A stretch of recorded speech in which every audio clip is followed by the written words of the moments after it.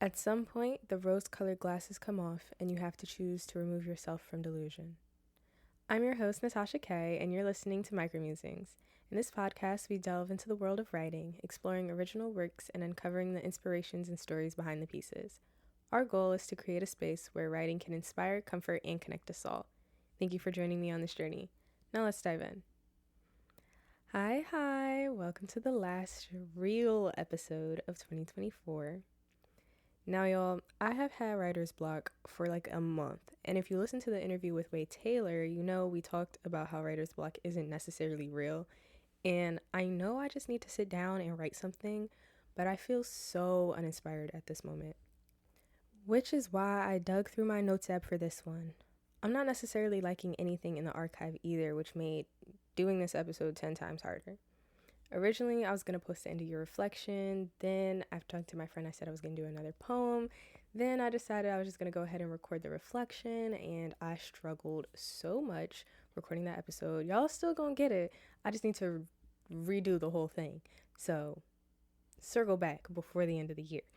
So, I decided last night at 11 o'clock that I was going to do a poem.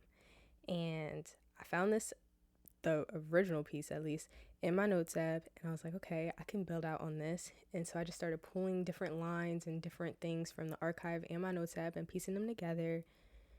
And I didn't finish it until like 3:30 p.m. and I'm recording this at 3:45, and this needs to go up by 4. So let's hope I can get everything edited so y'all can hear it before I crash out, because I'm stressed. But I digress. The actual piece is a compilation of scattered thoughts throughout my notes app, and when I was editing the original poem, all I could think about was that this poem is a little pathetic. To no surprise, it was pure delusion, and baby girl just needed to stand up, honestly.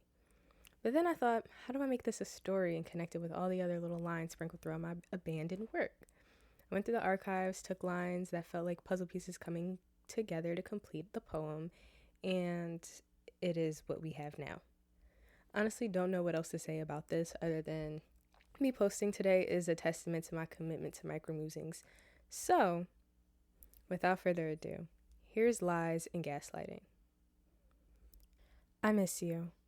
Morning and night, like clockwork, you're always first thing on my mind. I miss you, and I know it's deeply rooted in familiarity, but also because we were supposed to start a family. Scratch that, we will, because delusion is no longer for a thrill. It's the only thing keeping me together. And thank God I don't have your address saved no more, because I'd just be sending you love letters and poems like this and envelopes sealed with a kiss. Scrolling through my camera roll, I can't help but reminisce. This isn't healthy. But what do you do when you lose a safe space, formed from intimate nights and days tangled in arms? They would give women lobotomies for the way I'm acting over you. Ignoring all the times I cried over us, pushing out bad memories for the ones I'm fond of. Who knew you would have this effect on me? Saying all those beautiful lines that clouded my brain, giving me all your attention until you took it away. It's a game of cat and mouse I previously couldn't escape. 'Cause I fell for your words, the poeticism, the poetry.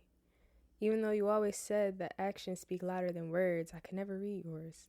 Unsure of whether I should fall back or apply pressure, I hoped that you had grown and matured and would prove my intuition wrong. I bet against myself and picked you. And I guess in the end I won, because I miss me more than the person you've become. So thank you for making me feel stupid and motivated me to block you, because I was tired of being disappointed. And thank you for never really being there. It showed me I'm all I actually need and how to be my own safe space. Thank you for listening to Micromusings. I'm so glad you could join me today. If you'd like to read more of my writing, visit my website by clicking the link in the show notes below or go to bynatashak.com. If you enjoyed today's episode, please feel free to share it with others who might appreciate it. And if you enjoy the podcast overall, I'd be grateful if you could leave a 5-star rating.